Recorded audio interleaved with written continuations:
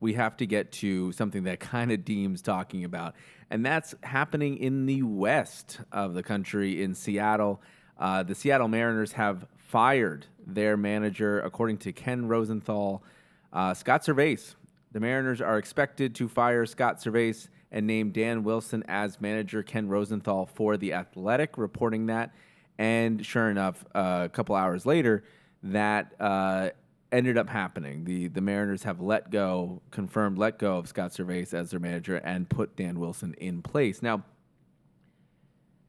overall, replacing a manager in Major League Baseball is not exactly newsworthy, right? I mean, managers come and go. A lot of people say that managers are hired to be fired eventually.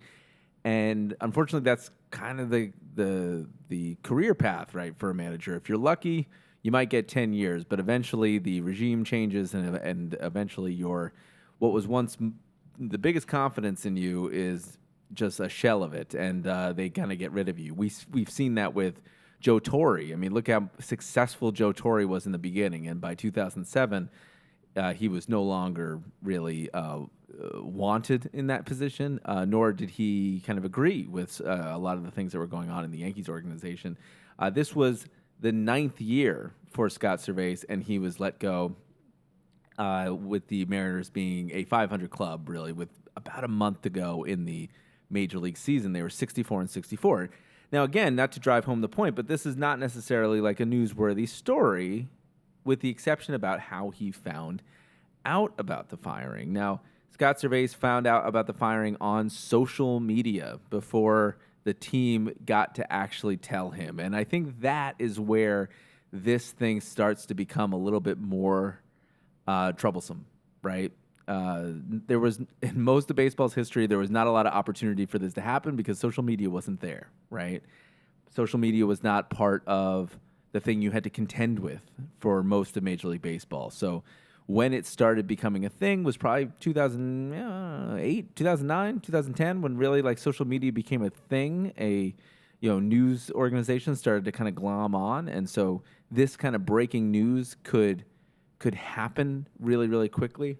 I mean, people could find out and break news that managers were getting let go probably in the paper, but at the time it took to actually get it into the people's hands, people would probably already know. In this particular case, Scott Servais found out, according to, let's see if I can find the article now. On Twitter, they were reporting basically he found out via social media, and that stinks. I mean, that is just a bad thing. If you're going to fire a manager, make sure your organization is locked up tight, and it's not going to go to the media before it happens, or make sure that they even know about it. I mean, I couldn't imagine being in any other job title. If you were working at Subway and you found out, you woke up that morning, you put on your smock, and you were ready to make sandwiches, you mentally prepared yourself, you had a good breakfast, you were ready to kind of serve lunch to the people. And if you found out that you were no longer working at Subway because you opened up Twitter and there was a press release on Subway's social media account that said, Mark is no longer serving sandwiches at this company, I mean, I would no longer want to work at Subway, especially after 9 special years at Subway. I would no longer want to eat a sandwich after that. I mean, this is, again, and I'm sure Subway would never do something like this to one of their employees. So it's just strange that it's happening in a Major League Baseball scenario. It seems to happen.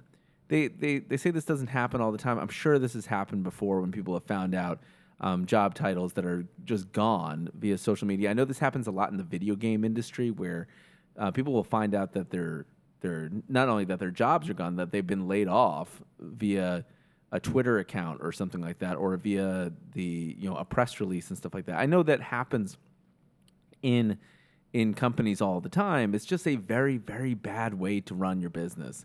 And also, it makes it very, very unappealing to any other person who wants to work for the organization, the Seattle Mariners, the one that we're talking about here. it makes it not appealing to go work for them, because you know that at any moment you could open up social media and be just out of a job. I mean, it was just a bad look and bad optics for a team that's honestly not that bad. They were 64-64. They're 4.5 out with a month to play. It wasn't like it was dire. I mean, the way that Major League Baseball playoffs are set up, it is more and more like hockey, where it seems like every team can still have a shot at it by the end of September. We have plenty of teams in the National League that are still within a couple games. I mean, who thought the Mets were going to get into the playoff hunt? They literally punted on the year earlier in the season, and they're still in it. So with 4.5 back with a month to play, we have about 25 games. That's not a insurmountable lead that the Astros have. Now, you can never tell. We're not inside the Seattle Mariners organization. They did, in defense of Jerry Dipoto, who is the GM or president of baseball operations, whatever you want to call the position now, he did lament that this kind of took place. So that was probably in their best interest to kind of make sure that this is not how they wanted it to go down, but that's how it went down.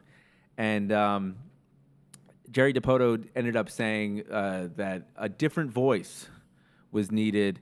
The team is telling us that we needed to do something different, interpreted as the results on the field lately resulted in a necessary change.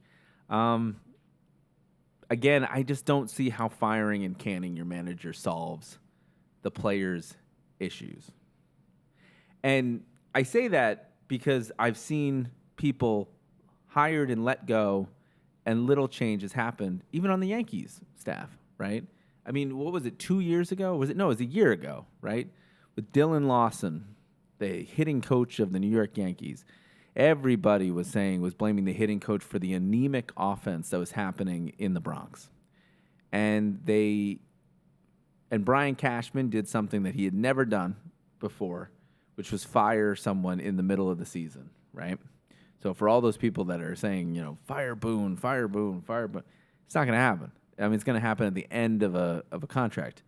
But he did. He fired Dylan Lawson, and he brought in Sean Casey last year. And do you guys remember when Sean Casey came in as the hitting coach and the Yankees offense just blew up? It went to the moon. I mean, people were hitting home runs. People were hitting 5-run home runs. People were trotting around the bases. Remember, every single game, 30 spot in the first inning, 30 spot in the first inning. That's called sarcasm, people. Nothing really changed. Nothing really changed as the Yankees finished at 82-80. So, driving home that point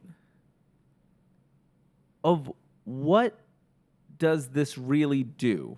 Does it give your team a wake-up call that their manager was canned, that their performance cost him his job in his 9th season as the Mariners skipper? I don't see how that changes anything. I mean, maybe it does. Maybe it reinvigorates a team to have their own manager back. I mean, we've seen it a little bit with the Boston Red Sox. Alex Cora kind of came back and took over that club, as a result of his suspension, and the Red Sox looked a little bit more like the Red Sox again. But it only took a year before the Red Sox, and lack of spending, for the Red Sox to be hovering around 500. I think they're 7 back or something like that of the AL East. So I just don't see what this does.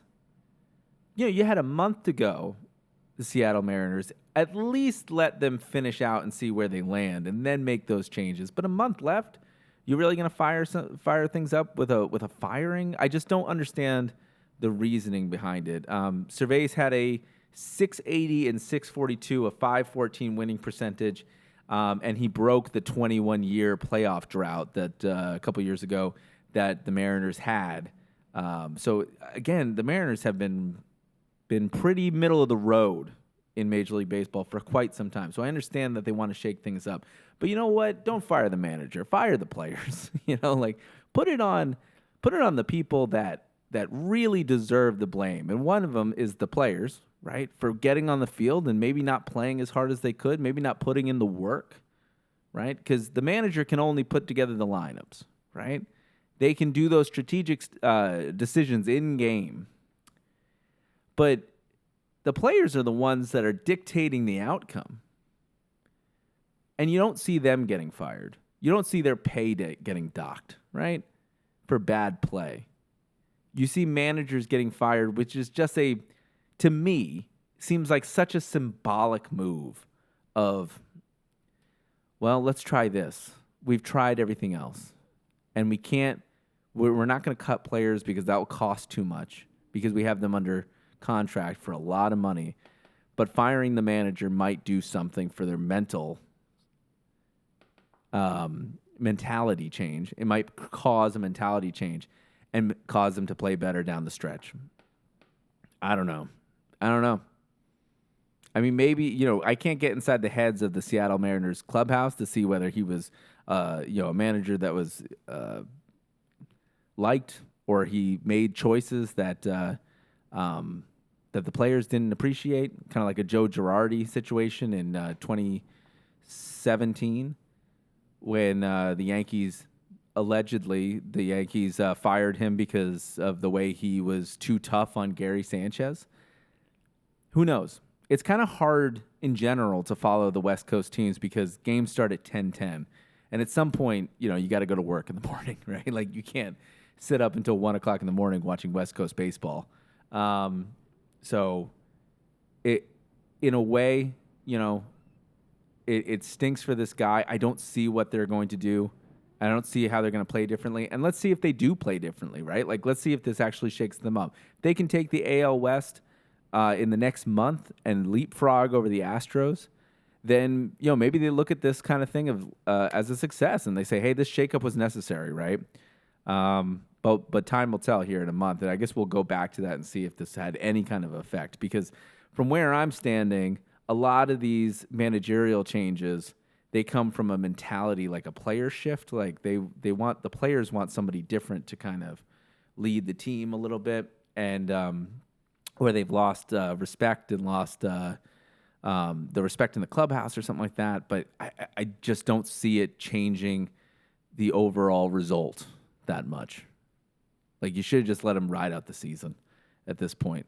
And make sure you tell the person before it leaks out of your organization. Tighten up the organization so that they're not leaking to reporters, and so you don't find out on social media. Because that is where the low point of this story is. It's like you can't find out on social media. And Scott Servais did in his, despite all the stuff that was happening, he did say, "To the city of Seattle, you embrace my family and me, and we are forever grateful for your support.